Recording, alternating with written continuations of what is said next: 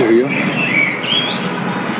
আমি তোমাকে অনেক ভালোবাসি, এই বিষয়ে কোনো সন্দেহ আছে তোমার? না, কিন্তু হঠাৎ এ কথা কেন?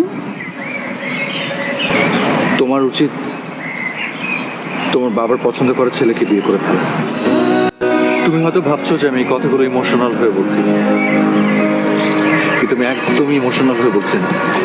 গত কয়েকটা রাত আমি এটা নিয়ে ভেবেছি,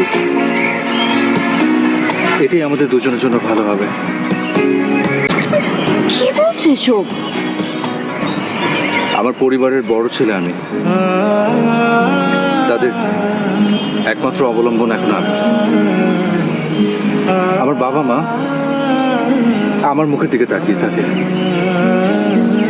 আমার ছোট বোনটা ডিভোর্সের পর নিজে থেকে উঠে দাঁড়ানোর চেষ্টা করছে, আমাকে তার পাশে থাকতে হয়।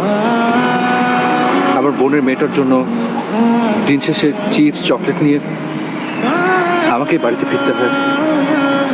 আমার ছোট ভাইয়ের পড়ালেখা চলে আমার টাকা দিয়ে। আমার পরিবারের শক্তি এখন আমি।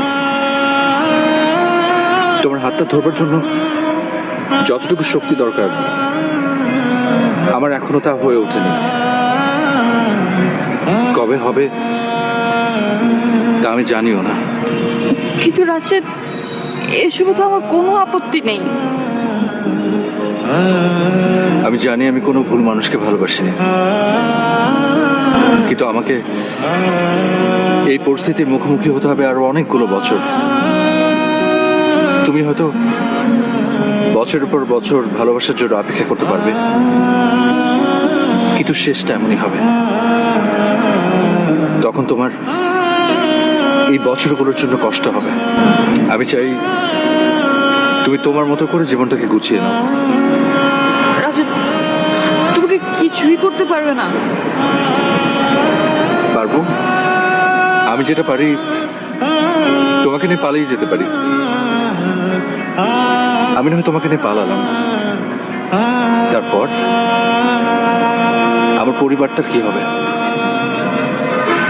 আমাকে ছাড়া চলবে কি করে তারা? তাই বলে তোমার আমার এতদিনের ভালোবাসা, আমাদের এতগুলো স্বপ্ন সব এভাবে শেষ হয়ে যাবে?